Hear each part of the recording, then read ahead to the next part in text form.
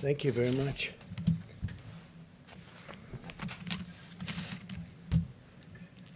Today we continue to send our love to the great people of New York and New Jersey. We support them fully. We grieve alongside every family who has lost a precious loved one. New Yorkers are tough and strong and brave. New Jerseyites are tough and strong and brave, and they're being hit very hard right now. And for the next week, hopefully not much longer than that, it's going to start to go in the other direction. Our country is being hit hard, but some areas have done so incredibly well. We're so proud of them. They will beat this virus. We're going to beat it with the grit and the heart for which they're known and for which our country is known. And we appreciate everything that everybody is doing. We pray for Prime Minister Boris Johnson. He's become a great friend of ours. He loves this country. He loves his country. But he loves the USA, and he's always been very good to us. Whenever we had difficulty, he was with us, and we appreciate it. So we pray for Prime Minister Boris Johnson. He's going through a lot.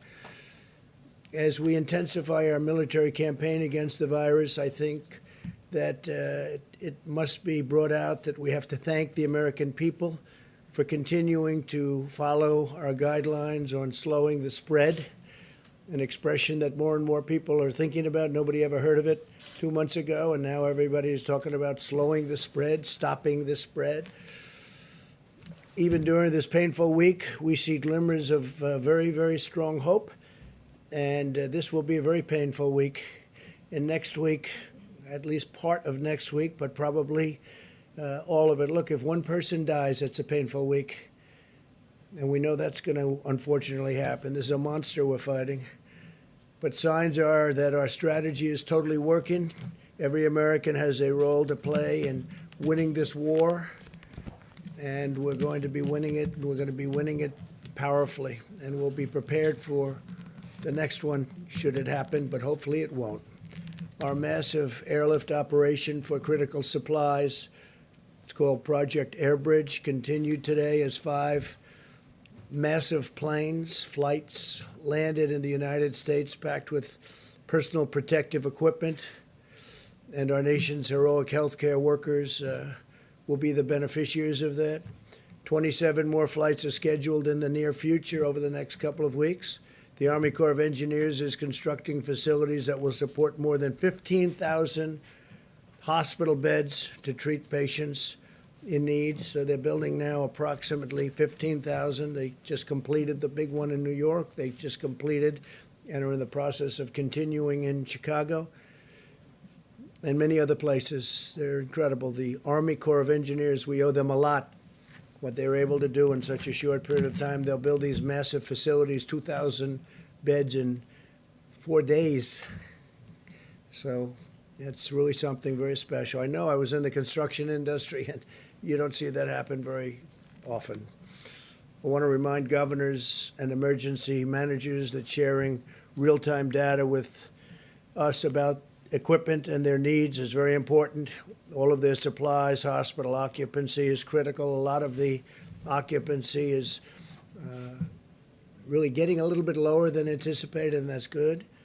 We sort of thought that was going to happen. And we're getting along very well with the governors. This whole situation with respect to talking to us about equipment and equipment needs, giving us a little bit of lead time, so important. All the supplies, we're getting it to everybody like they never thought possible, but will ensure that we can rapidly deploy federal assets where and when they're needed, especially on ventilators. We're actually getting some ventilators back. As you know, the state of California was great. They sent some back, which they won't need, and Washington State likewise. And we have some others coming back, so we're using them in areas we need them. We are pressing forward aggressively on the scientific frontier of the medical war. The companies I've spoke to, the 4 leading, I call them the genius companies, they're doing incredibly well with respect to cures and also with respect to a vaccine that's going to protect us, totally protect us. And they have some great potential. It's going to take a little while yet, but they have some great potential, some great early results. And the governor's been working hard, and we are working hard with the governors. There's been great coordination, especially over the last little while. We're giving them a lot of equipment, a lot of ventilators, but a lot of equipment of all types. And I will protect you if your governor fails. If you have a governor that's failing, we're going to protect you. But the governors are working well with us over the last period of time. Today, in our stockpile of ventilators, and again, we need the stockpile so we can immediately move them from place to place wherever the monster hits. It's a monster. We have 8,675 ventilators right now in stock, ready to move. And we have all sorts of incredible soldiers. Our military is going to move them should they be needed. In, as an example, if we need additional in New York or the New York City area, you have state, you have city, and spoke to Mayor de Blasio, and we really have a great, well-coordinated campaign with Mayor de Blasio. It's been really good. Spoke to Governor Cuomo. There's been great coordination. So if they need something, we have it. If Louisiana needs something, we have it.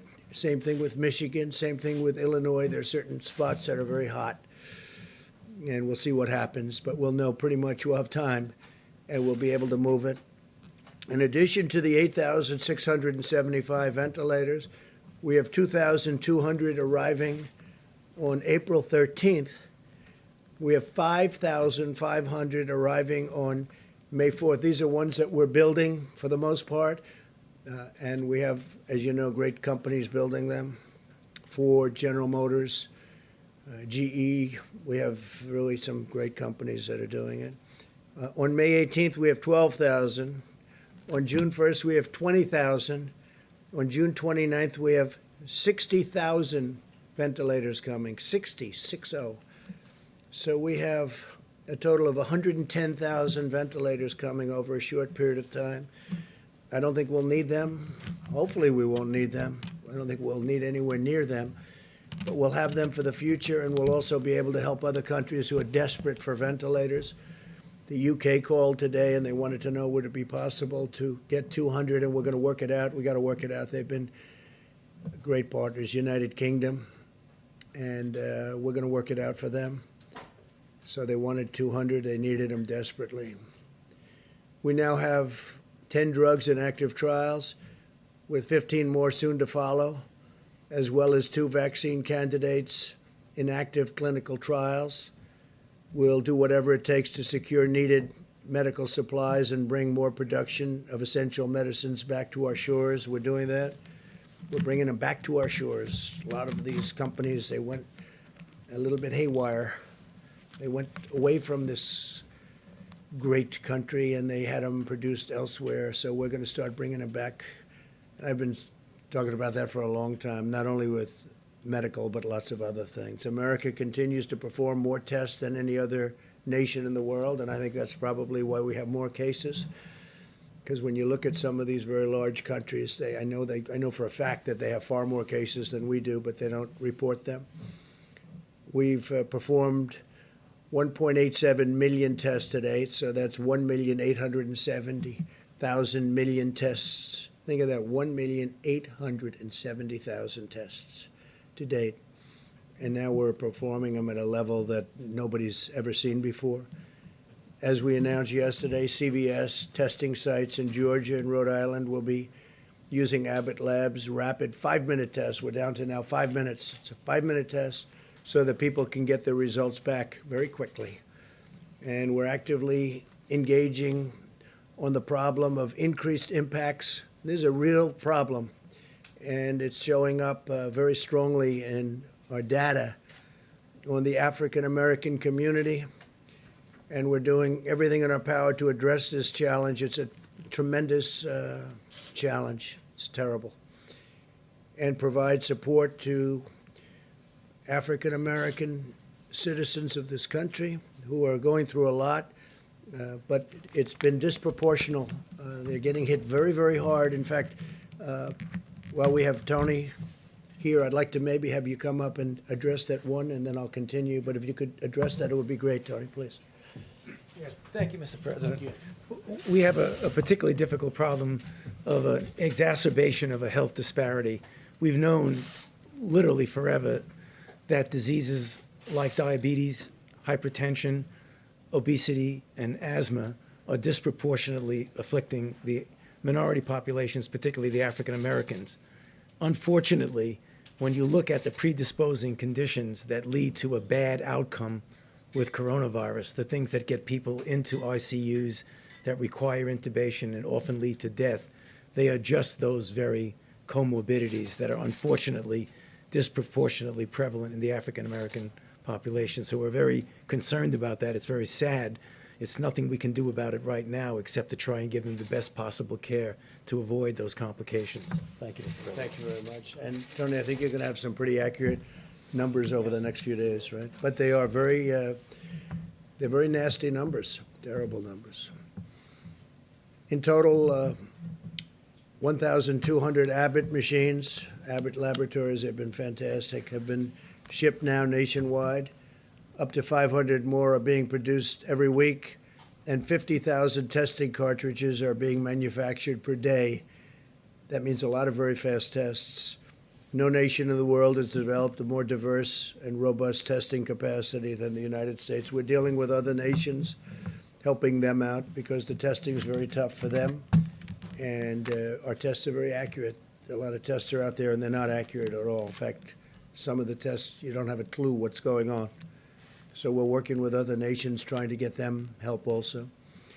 At a time when many Americans are experiencing increased stress, anxiety, and personal loss, we must also ensure that our country can meet the mental health needs of those struggling in this crisis. There are people struggling. They're struggling. And some people are getting to know each other, frankly. Some families are getting to know each other on a positive note, but there are a lot of people struggling. On Thursday, I'll be speaking to leaders and advocates from the mental health organizations all across our country. And we are going to be talking about resources and tools that we'll make available to them. They need help, and it's a big problem. When you take something where it was the most successful country in the world, still is, the whole world is shut down. Think of it, we're down to numbers that are incredible.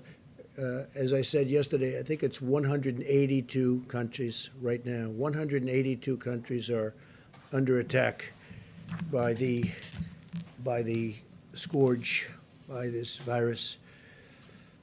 But as we wage medical war on the virus, we're also speeding economic relief to our people. It's incredible. We just had a meeting that was absolutely incredible with the banks. I spoke with leaders in the banking and finance industry about our efforts to help American workers and employers. As of today, small business has processed more than $70 billion in guaranteed loans and will provide much needed relief for nearly 250,000 businesses already.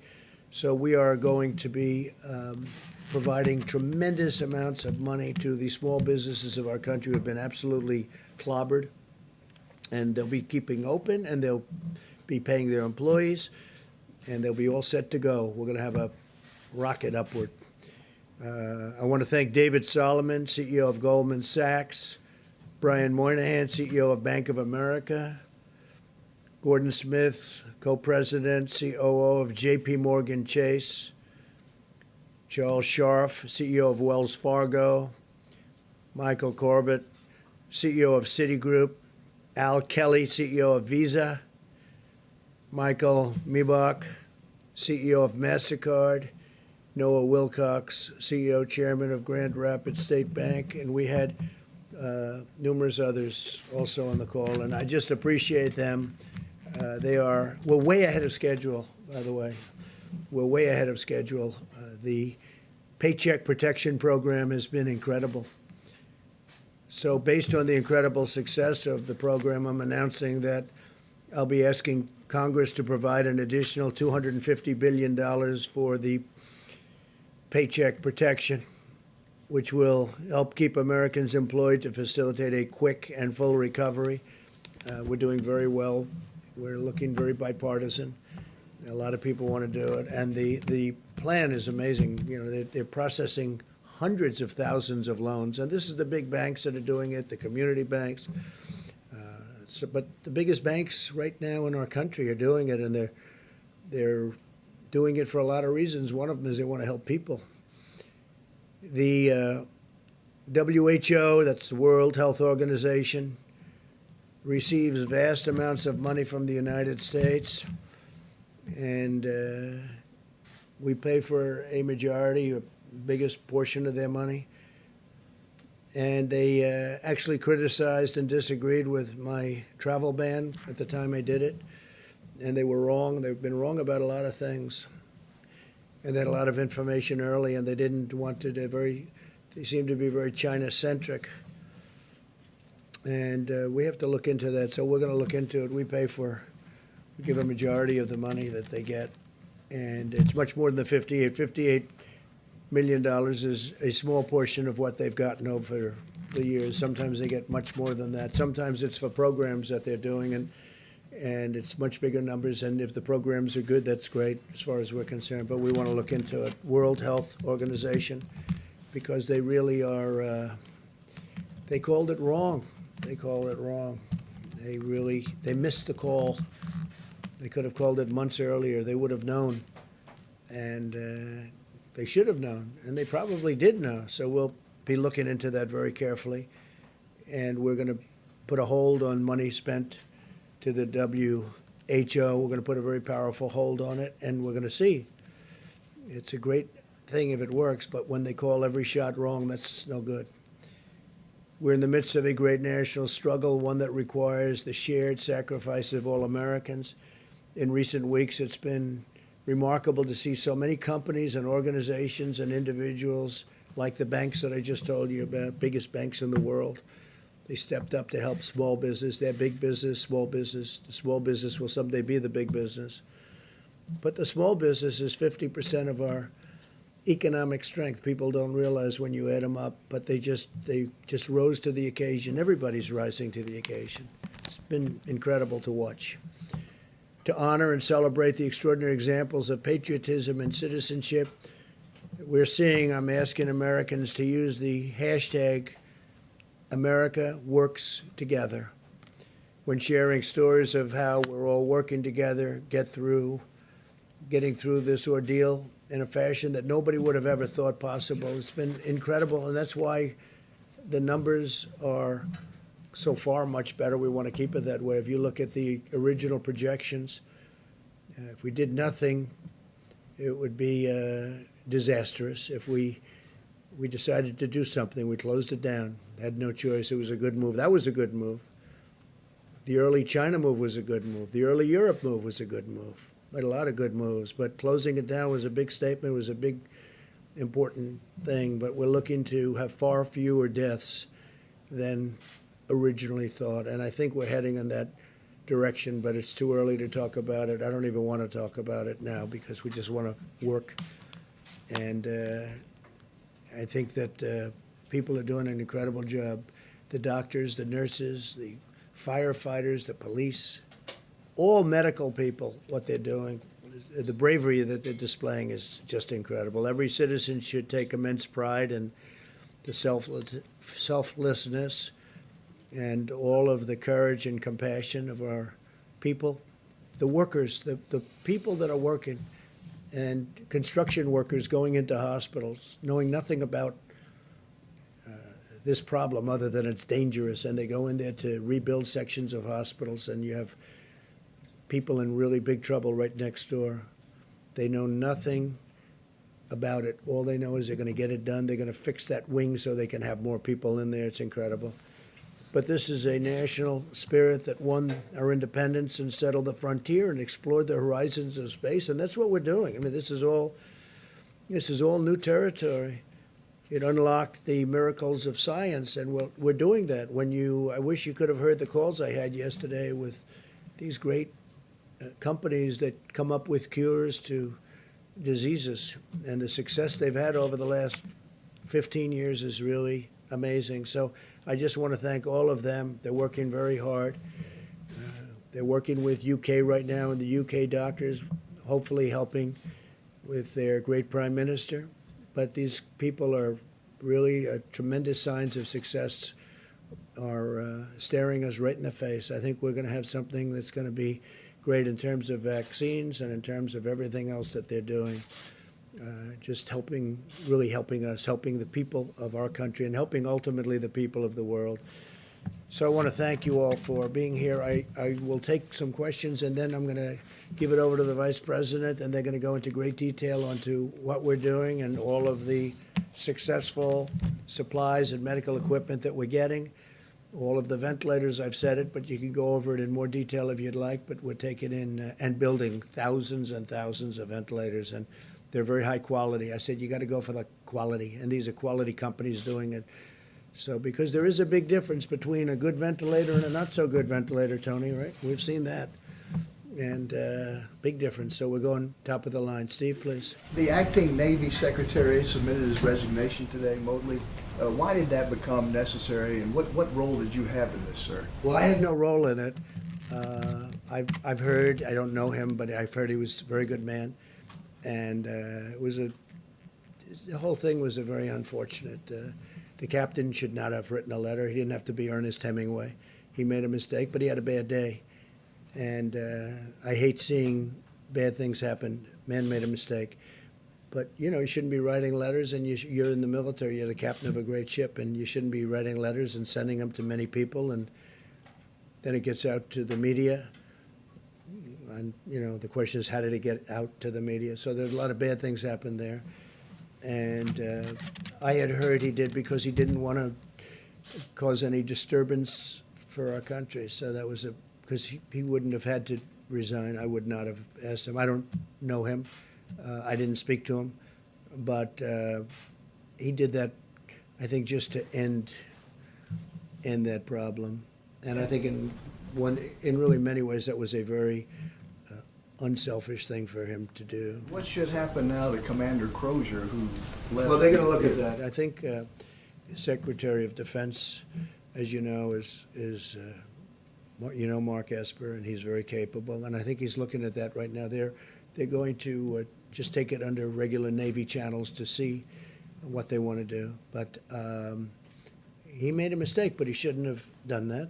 And your secretary probably shouldn't have said quite what he said. He didn't have to resign, but he felt it would be better for the country. So I think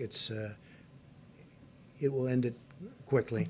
Yeah, please. So, Mr. President, a couple on the economic front. The $250 billion that was added today, or will be added for the small business loan program, brings it to $600 billion in total. Do you think that figure is enough? Might there need to be more down the line? You know, when you see hundreds of thousands of applications, don't forget they're for $3,000, for $7,000, some for a couple of million. I guess one of the banks said a couple of million. So they're for different, very varying amounts of money. And there's a limit on the top, and then there's really no limit on the bottom as to what it might be. But it's really popular. It's hundreds of thousands of applications. They really like it. What I like is it keeps these companies together, these little companies. Just like we're going to help the airlines and the big companies, we're going to help the little companies. And the banks are running. Nobody's equipped to do a thing like that, but the banks are equipped. So the banks are doing it. Big banks, small banks. We have many banks, community banks. And they're processing the loans, and they'll be able to watch it and make sure it's done properly. Talk today, sir, as well about potentially reopening the economy in the upcoming weeks. You mentioned the other day about a potential economic task force. Can you give us some sort of update as to where We're that may or thinking may about not- that, but we want to open up, and we want to get it open soon. That's why I think maybe we're getting to the very top of the curve. I spoke with Governor Cuomo, and he seems to think that he's getting close, and I think a lot of people think that a lot of places are getting close. We want to start hitting the downside, and I think we're going to be doing. This is going to be a very difficult week, however. This week will be a very difficult week because that's the most difficult week when you're at that top position, and we'll see what happens. We'll see what happens. It does open up. What can the federal government do? Well, Because the federal because a lot government of it- has done a lot, and it's going to do a lot. We want to. I really think that with the stimulus, we can be maybe even beyond. We're going to do perhaps infrastructure, which you wouldn't have gotten approved before, and now people are looking to do it. And the beauty is we're paying zero interest, or very close to zero interest. In some cases, we're paying actually zero, have no interest charge. And the dollar is very strong, and people are investing in the dollar. They want, the fact that we have the strong currency. We have the currency. Our currency is everything. And other companies, other countries want to be in our currency. So we're getting all of the investment wanting to come into the dollar. The dollar is the strength. The dollar is the whole ballgame. We have a strong dollar. Other currencies are going down, way, way down in some cases. You look at other countries, I won't mention them, but other countries are going down 22%, 25%, 28%, and it's very hard for them. That makes it much more difficult. With us, our currency is relatively now stronger than it ever was, or it was over the last few years relative to other countries. It's always relative to other countries, but our currency is very strong. So therefore, people want to invest. If we do a bond issue to do infrastructure, everybody wants a piece of that issue, even at zero interest. Yeah, please. Did you see these memos that reportedly Peter Navarro wrote back in January? When did you see them, and how does these memos sort of square with what you've often said that nobody could have predicted this? It sounds like he was predicting. I didn't see him, but I heard he wrote some memos talking about pandemic. I didn't see him. I didn't look for him either. But that was about the same time as I felt that we should do it. That was about the same time that I closed it down. I asked him about it just a little while ago because I read something about a memo. I said, "Did you do a memo?" I didn't see it. I didn't ask him to show it to me. He said, "Yes, I talked about the possibility of a pandemic." Nobody said it's going to happen, but there is a possibility. There always has been a possibility, but people wouldn't talk about it. But it was right about the time that I closed it down. And interestingly, the World Health Organization was not in favor of us closing it down. And if we didn't close it down, we would have lost hundreds of thousands more lives. So I did a good thing. Yeah, please. So at the time, though, when Peter Navarro did circulate those memos, you were still downplaying the threat of coronavirus in the U.S. You were saying things like, "I think it's a problem that's going to go away within a couple of days." It will go away. You said within a couple of days the cases will be down to zero. Well, the cases really didn't build up for a while, but you have to understand, I'm a cheerleader for this country. I don't want to create havoc and shock and everything else, but ultimately, when I was saying that, I'm also closing it down. I obviously was concerned about it because I closed down our country to China, which was heavily infected. I then closed it down to Europe. That's a big move, closing it down from China and then closing it down from Europe and then ultimately closing it down to the UK. And it was right about that time. But I'm not going to go out and start screaming, this could happen, this could happen. So again, as president, I think a president has to be a cheerleader for their country. But at the same time I'm cheerleading, I'm also closing down a very highly infected place, specifically the location, as you know, in China that had the problems. And we're closing it down, but we close it down to all of China, then we close it down to all of Europe. Those were big moves, and it was right about that time. Sir, just a quick follow-up, Mr. President. Did you just Mr. learn President? about this today? Say it? You learned about the memo today? I read about it maybe a day ago, 2 days ago. Do you feel like someone among your staff or Peter Navarro himself should have told you about the memo earlier? No. It was a recommendation. It was a feeling that he had. I think he told certain people in the staff, but it didn't matter. I didn't see it, but I did. I closed it down. I don't remember it even being discussed. We had a meeting where there were a lot of people. Most people felt they should not close it down, that we shouldn't close down to China, but I felt we had to do it. And that was at almost the exact same time as the memo. If you had read the memo at the time, how would that have changed the steps you took or the I statements don't think it that would you have made? changed because I did. I basically did what the memo said, and the memo was, the memo was pretty good memo from the standpoint that he took, I guess. I didn't see it yet. He was saying that the U.S. warning that the U.S. could lose trillions of dollars and millions of lives. Well, you're not going to lose millions of lives, but you'll lose plenty of money. But I couldn't have done it any better because it was about the same time, and I closed it down to China. And just lastly, so you maintain confidence in him, in Peter Navarro? Of course I maintain confidence. He wrote a memo, and he was right. And I haven't seen the memo. I'll see it later on after this.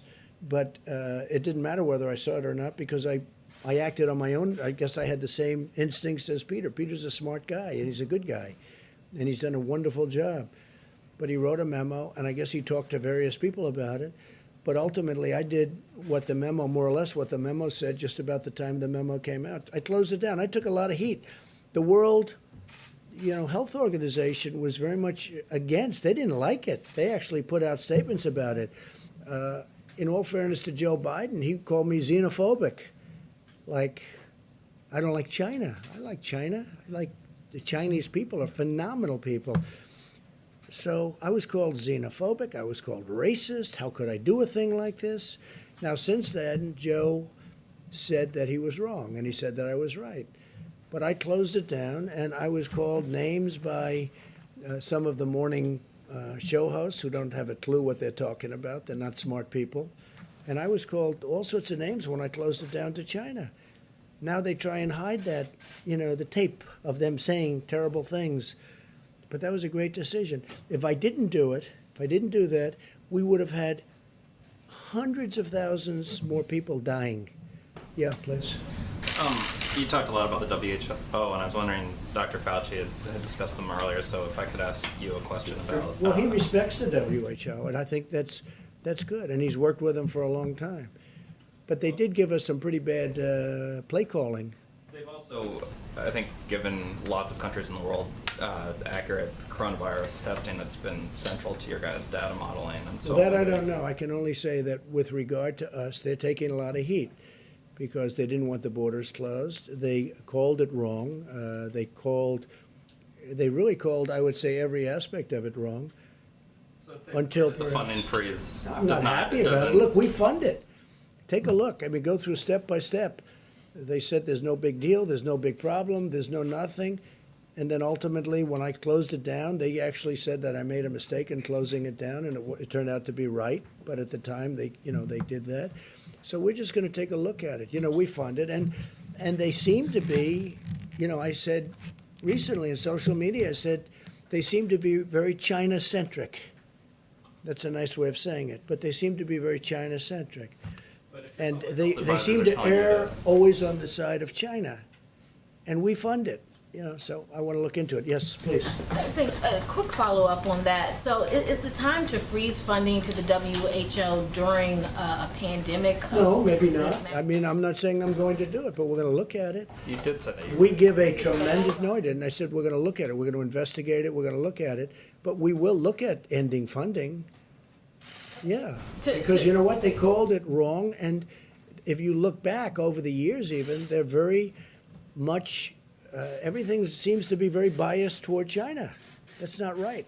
I wanted to follow up. You talked about African Americans and how they've been disproportionately affected by the coronavirus. Seems to be, unfortunately. Do you plan on requiring the CDC, any federal agencies or state agents, public places doing tests and private companies doing tests to collect that data on the race of the people being tested and the race of the people being treated and the outcome? Well, we're just seeing tremendous evidence that African Americans are affected at a far greater percentage number than other citizens of our country, because we're dealing with our country. Now we're looking at it from a worldwide standpoint. Tony Fauci is looking at it very strongly, but these numbers have started to come out, and they're very strong and they're pretty obvious. I mean, You will you're release talking that. about. You will release that Seema, publicly. would you like to talk about that for a second, please? I think one of the things that we're going to be doing with our Medicare data is to do that analysis. We're going to look back at the last month or so and look at, related type illnesses going forward. We now have a code for coronavirus, so we can actually stratify by demographic information, so we can look at race as a factor. We can also look at what the underlying health issues are as well. So we'll be providing that data very shortly, but we will be doing that analysis. We're working on that very hard. This is something that's come up over the last, I hadn't heard this, and then over the last few days, this has come up more and more. And I don't mean by a little bit. I mean many times. It's a real thing. Now, we want to find cures, we want to find therapeutics, we want to find vaccines, because that will solve everybody's problem. But why is it that the African American community is so much, numerous times more than everybody else, and we want to find the reason to it. And Dr. Fauci, Seema, both of them, and others are working on this, and they're going to have very good, I would say over the next, in less than a week, I think you're going to have very good statistics. Couple of Do days. something specifically aimed at those communities that are being hard hit, those black communities Well, that are we're being hard helping hit. them a lot. But what's happening is we're trying to find out why is it that it's 3 and 4 times. Now, maybe that's not going to be the final number, but why is it 3 or 4 times more so for the black community as opposed to other people? It doesn't make sense, and I don't like it. And we're going to have statistics over the next probably 2 to 3 days, okay? Mr. President. Please. In the back. Thank you. I'd like to ask a question on behalf of myself and a colleague who couldn't be here due to social distancing. Thank you. Who are you with? Who? With Hearst Newspapers. I'm the print cooler today. Thank you. Some banks are only providing Paycheck Protection Program loans to clients with whom they have existing banking relationships. And you spoke to banking CEOs today. I wonder if you'll ask them, these lenders, to accept applications from all small businesses, Sure. not just the businesses with whom they have existing Okay, they'll be doing that, relationships. but we're also working with small community banks, so they will be doing that. It's a question I've already spoken about. I mean, in many cases, they have long-term relationships with thousands of companies. I was amazed to see how many, you saw the number of applications. It's hundreds of thousands. It's a lot of work. But I did ask that question, and they are working on that. Yeah. Thank you. And my second question from a colleague is Congressman Jerry Connolly, a Democrat from Northern Virginia, told the local DC CBS station that you personally requested the CARES Act stimulus bill be stripped of $25 billion for the Postal Service. Connolly claims that unless the USPS gets that $25 billion, the agency will be run out of money by June. He accuses you of hastening the demise of the Postal Service. Could you respond to that, please? I'm the reason the Postal Service has lost billions of dollars every year for many, many years. I'm the demise. This is the new one. I'm now the demise of the Postal Service. I'll tell you who's the demise of the Postal Service are these internet companies that give their stuff to the Postal Service, packages, and I don't know why they're not, I don't run the Postal Service. You have a group of people, so-called independent people, and they run it. But these packages are, they lose money every time they deliver a package for Amazon or these other internet companies, these other companies that deliver. They drop everything in the post office. They say, you deliver it. And if they'd raise the prices by actually a lot, then you'd find out that the post office could make money or break even. But they don't do that, and I'm trying to figure out why. These are independent boards. They were appointed by other administrations. They're sort of long-term. They're there for a long time. And I've been talking to them also. You can look it up. Take a look. They have to raise the prices to these companies that walk in and drop thousands of packages on the floor of the post office and say, deliver it. And they make money, but the post office gets killed, okay? So they ought to do that, and we're looking into it, and we've been pushing them now for over a year. And you know that because you've seen the stories. I'm pushing them. It's not fair for them to these great, wonderful modern companies. They walk into our old post office with all these routes that could never be built. You could never build them. They go into areas that you could never do. And they say, here, deliver this. And they lose a lot of money per package, and they have to raise their prices, but this Postal Commission doesn't do it. Now, we just got a chance to appoint a couple of people onto the commission, as I understand it, and that's good.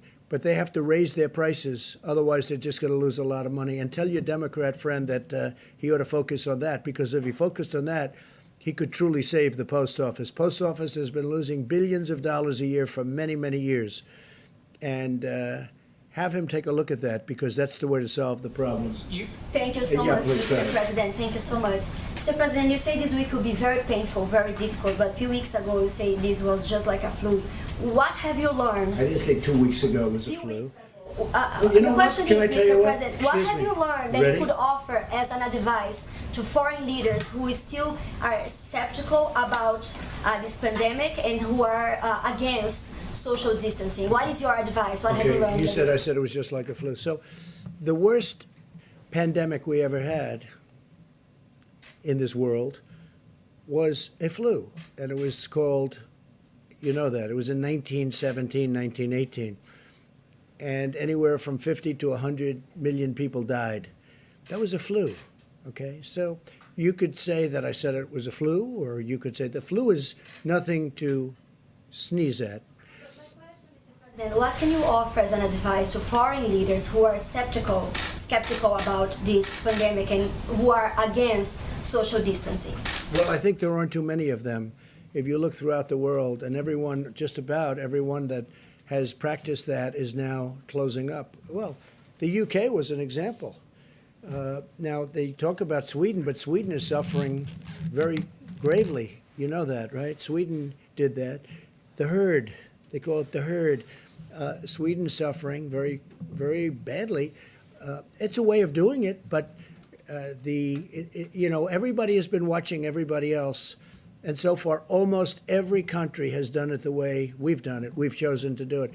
If we didn't do it that way, we would have lost hundreds of thousands of more people. Okay. Mr. President, there's voting going on today in Wisconsin. There are reports of thousands of people waiting in hours-long lines as they've had to weigh their own personal health and their civic responsibility. Do you think that the Supreme Court was right in its decision that voting should go forward and the absentee extension should not take place? Yeah. Look, the Supreme Court, of course they were right, because what the Democrats wanted, and you know what this happened. I supported a man named Justice Kelly, who's Daniel Kelly, highly respected justice. And I supported him just the other day, social media. I know of him. He's just a fantastic justice. And I endorsed him. And as soon as I endorsed him, they wanted to move the election. They didn't want to move the election. As soon as I endorsed him, the Wisconsin Democrats say, oh, let's move the election to 2 months later. They didn't mind having the election until I endorsed him, which is very interesting. And now they talk about, oh, safety, safety. Well, it was 15 minutes after I put out an endorsement that they said we have to move the election. They didn't want to move the election before that. The other thing they wanted to do, which is crazy, at the end of the election, they wanted to have 1 week for proxies to come in or mail ballots. Now, mail ballots, they cheat, okay? People cheat. Mail ballots are a very dangerous thing for this country because they're cheaters. They go and collect them. They're fraudulent in many cases. You got to vote. And they should have voter ID, by the way. You want to really do it right. You have voter ID. But the Democrats, and this was turned over in the Supreme Court yesterday, I give great credit to the court, they actually didn't want to have an election day. They wanted to have election day, and then a week after election day, you choose all these ballots come in, these mailed ballots come in. The mailed ballots are corrupt, in my opinion, and they collect them, and they get people to go in and sign them, and then they're forgeries in many cases. It's a horrible thing. And so what happened is the Democrats in Wisconsin, they had no problem with the election being today until I endorsed the Republican candidate, Justice Kelly, Daniel Kelly. And as soon as I endorsed him, they went crazy. They went crazy. And you know that's true. And now all of a sudden, because go back 2 weeks, go back 2 days, they didn't want to move the election. They were having the election. They were fine because they thought they were going to win the election. Then I endorsed him, and all of a sudden they think they're not. Now I understand there are lines that go back a long way. I hope they're going to vote for Justice Kelly. Okay. Mr. President, do you think that Americans should With millions of pills of hydroxychloroquine donated, is there a plan or system in place to track the potential side effects? Well, you saw There the hasn't representative. been serious harm, so is there a plan to Is there a track plan? the side effects? The outside side of effects. clinical The side effects are the least of it. You have people dying all over the place, and generally the side effects are really with the Z-Pack, having to do with the heart. The Z-Pack, that's the antibiotic, not with the hydroxychloroquine. So a woman last night, I watched her on one of the shows, good show, Laura, and she was. She thought she was dead. She was a representative from Michigan. She was just in horrible shape for 12 days, 14 days. She thought she was dead. I think she said that her doctor said it's going to be very tough. She saw me talking about this, and she asked her husband to go to the drugstore. Now, this is a Democrat representative, a person that, perhaps wouldn't be voting for me. I think she'll be voting for me now. even if she's a Democrat, even if she's a Democrat representative. And they went to the store, which I made available because we have millions of doses. We have, I think, 29 million doses of this drug. And she asked her husband, she said, please go out. I'm not going to make it. Please, you have to hear her story. Please go out, get it. He went at 10 o'clock in the evening to the drugstore. He got it. He gave it to her. Now, you know, I don't say it works like this at all. 4 hours later, she awoke and she said, I feel better. And then shortly thereafter, she felt great. This is a woman that thought she was going to die. I mean, she's a Democrat representative, highly respected woman, African-American woman. I don't know if you saw it. As you asked a question about African-American, she was an African-American woman, a great woman. Her manner of speaking, the way she told the story was beautiful. I asked my husband to go and get it. He got it. She is now okay. I mean, she was interviewed last night on television. And she thanked me. She thanked me even in a tweet. She said, I want to thank President Trump. He saved my life. Look, I don't say that happens with everybody, but that's a beautiful story. There are many of those stories. And I say, try it. Okay, please. I mean, if you're in trouble, if you're going to die, and you're going to die, I mean, you're not going to die from this pill. Now, there could be some side effects, but the side effects is really more so from the CPAP. Those side effects? No, doctors have to recommend it. I want doctors. I'm not saying, I'm not a doctor. I'm just saying we hear great results. And some people say, let's go to a laboratory, let's test it for a couple of years. And no, we got people dying in this country and all over the world right now, not in a couple of years. They're dying as we speak. There are people dying. And I really think it's a great thing to try, just based on what I know. Again, I'm not a doctor. And I say, get a physician's approval. And they have physicians in these hospitals, great physicians, brave physicians.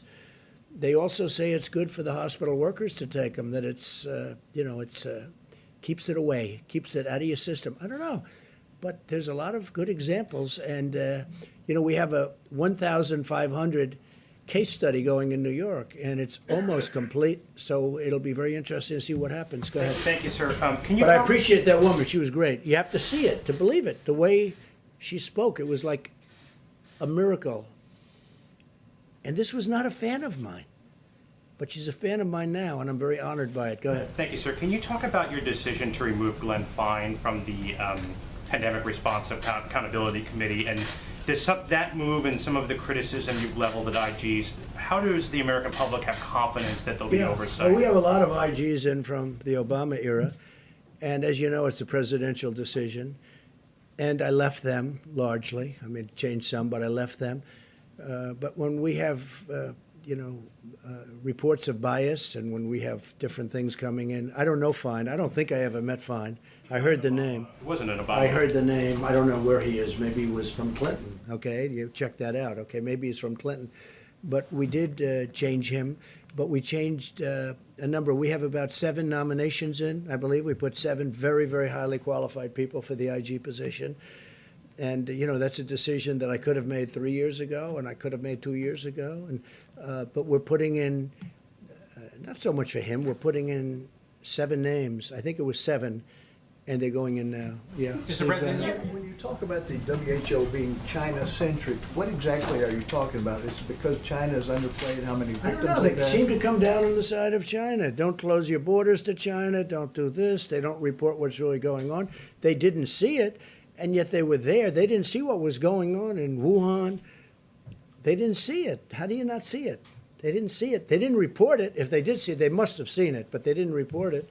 Please, go ahead. Mr. President, just turning back to the voting in Wisconsin and those long lines, who will be responsible and who should be held responsible if people get sick after they voted? Look, all I did was endorse a candidate. I don't know anything about their lines. I don't know anything about their voting. I love the state. But you also encourage I people to won get out the and vote state. today as well. Will you take some of the responsibility if some of those I people won the get state, sick? which is rare for a Republican to do, but I won the state of Wisconsin. I'm going to win it again because we've been great to the people of Wisconsin, as you know, with our policies, and they like me and I like them.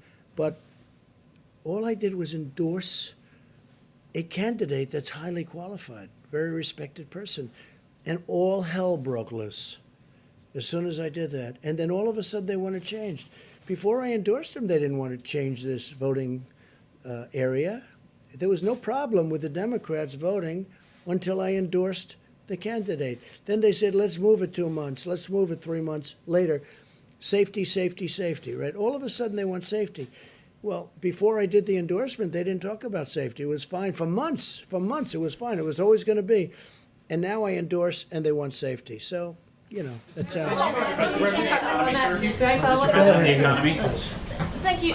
Just to follow up on that, how does the election, them holding this election in Wisconsin line up with the social distancing recommendations that have come from your Well, there administration? you have to ask the people that you have a Democrat in Wisconsin as governor. Ask him. That's his problem. Okay, he should be doing it. Again, some governors fail, and I won't let them fail because when they fail, I'll help. But that's run by Democrats right now.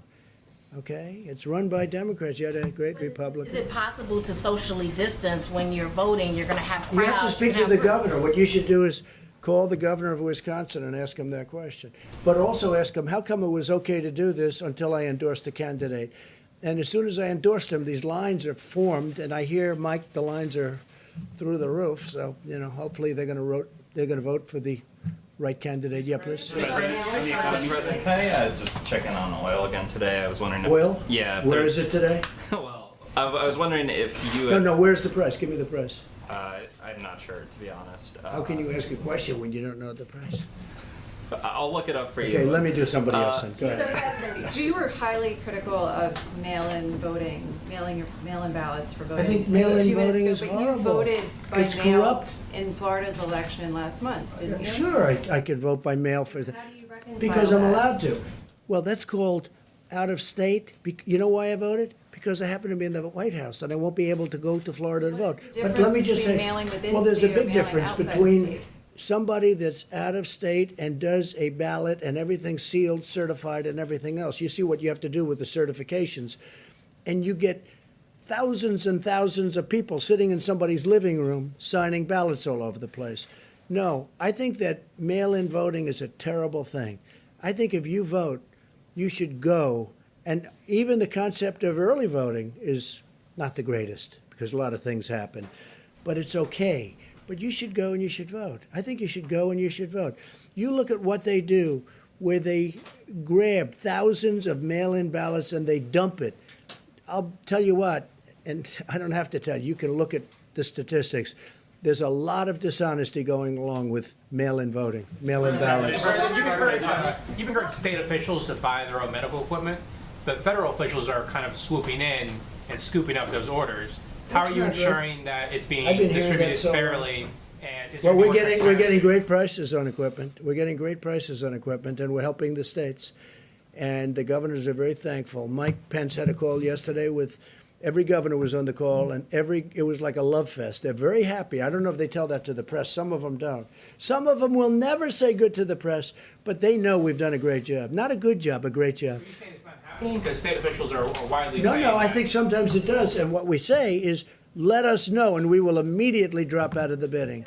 Let us know, and we do that, and we drop out. Sometimes we tell them to drop out because we've got a good price. And then we'll deliver it to them. How do you ensure it will be fairly distributed? Yeah, go ahead, behind, please. Go Yes, ahead. thank you, Mr. President. No, not you. In front, please. Go ahead. Some states have had trouble with getting accurate death counts, particularly because of lack of testing or no uniform. Did you see death counts? Yes, because of lack of testing and no uniform system I to don't know. put that into. When you say death counts, I think they're pretty accurate on the death count. Somebody dies, I think the states have been pretty accurate.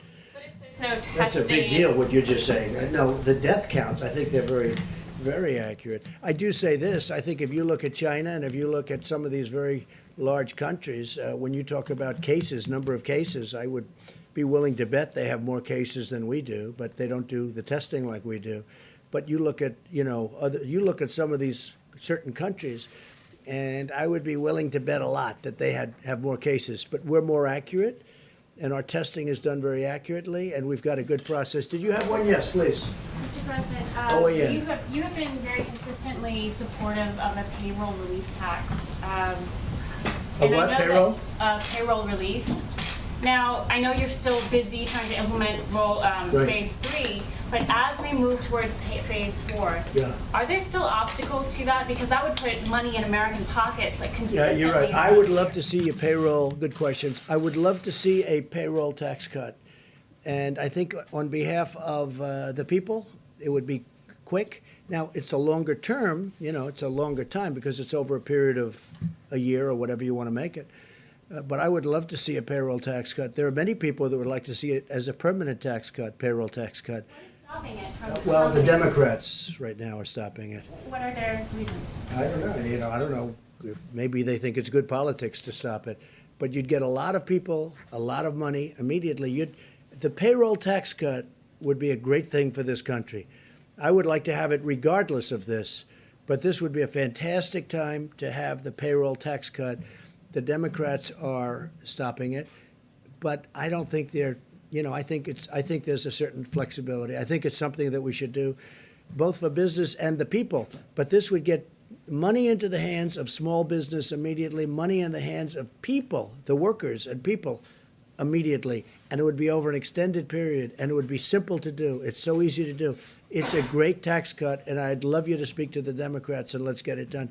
So I'm going to give this now to Vice President Pence, and they're going to go over some very good statistics with everybody, and we'll have a couple of answers on that because we're working very hard on the African American community with respect to what's going on because it's not good. I don't like it.